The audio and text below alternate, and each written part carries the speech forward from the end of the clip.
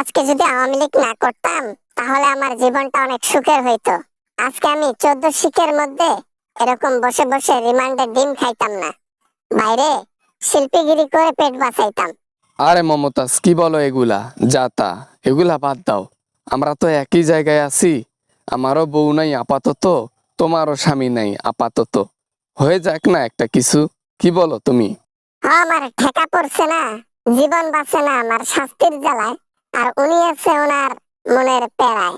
হ্যাঁ, কি একটা আশা নিয়ে বসে আছে, বাইরেও দিব আর জেলের মধ্যেও দিব। দিবি না কেন তুই? তোরা তো দেওয়াইয়া বংশের ছাওয়া পোয়া। আরে, যখন ক্ষমতায় ছিল আর আমরা যখন বাহিরে ছিলাম, ক্ষমতা যখন ছিল আমাদের আন্ডারে, তখন তো সবার বাসা ঘুরেছিলা তুমি। ক্ষমতা যখন ছিলেন তখন আর হিসাব আলাদা, তখন হাজার হাজার কোটি টাকা চুরি করতে পারতাম, হাজার হাজার কোটি টাকা ইনকাম করতে পারতাম, আর সেই খুশিতে তোমাদেরকে আমি দিতাম। তাহলে এখানে দিতে সমস্যা কোথায়? অনেকদিন যাবৎ কারোর সাথে মাস্তি করা হয় না। তুমি যদি আসো আমার কাছে, তাহলে তোমাকে অনেক ভালোবাসবো, কথা দিচ্ছি।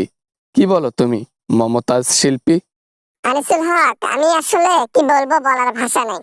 যেহেতু বলার ভাষা নাই সেহেতু একটা কথা বলে রাখি, হাসিনা আমাদেরকে বাস দিছে না, এই বাসটা আমি তাকে ফেরত দেব সময় মতো।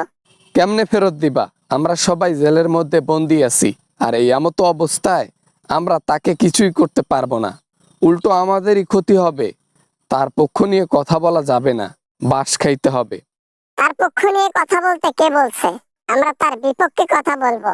যেমন আমরা যা জানি তার দুর্নীতির কথা, তা প্রশাসনকে ডকুমেন্ট আকারে প্রকাশ করব। কেমন হবে এটা? বুদ্ধি তো খারাপ দাও নাই। তবে এইটা কি আমাদের পুলিশ, আমাদের প্রশাসন কি বিশ্বাস করবে আমরা যা বলতেছি? হ্যাঁ, আরে হাসিনা গেছে পালিয়ে, না জানি আর দেশে ফেরে কিনা। তার ব্যাপারে এগুলা কথা বলে লাভ আছে বলো? এখন আমরা যা শাস্তি পাচ্ছি, এখন এটা আমাদের প্রাপ্য, তাছাড়া কিছুই নয়। আমাদের নেত্রী আমাদেরকে ধোকা দিয়ে নিজে বেঁচে গিয়ে আমাদের পিছনে বাস দিল। এই জন্য আমি চাই যে আমাদের নেত্রীর পেছনে এবার আমরা বাস দেব।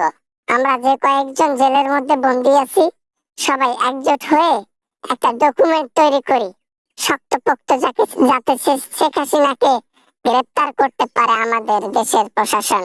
ঠিক আছে, তাহলে ওই কথাই রইলো। ডকুমেন্ট সহকারে প্রকাশ করার পর কিন্তু আমাদের জেলের মধ্যে যতগুলো নেতাকেতা আছে, সবাইরে মন শান্তি করতে হবে তোমাকে, মমতাজ। রাজি? ওই হাসিনাকে শাস্তির মুখে দিয়া তারপর শুধু একবার নয়, 1000 বার তোমার মনকে আমি শান্তি দেব। তারপরেও আমি ওর পতনটা জেলের মাঝখানে দেখতে চাই, ওর চিৎকারটা। সমস্যা নাই, আজ নয়তো কালকে আমাদের সাথে ওই হাসিনা কিন্তু ঢুকবে জেলে।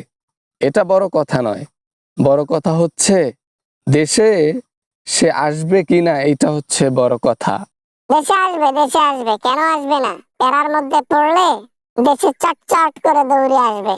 যাই হোক, কনস্টেবল আসতেছে, কালকে আবার কথা বলবো মুখোমুখি।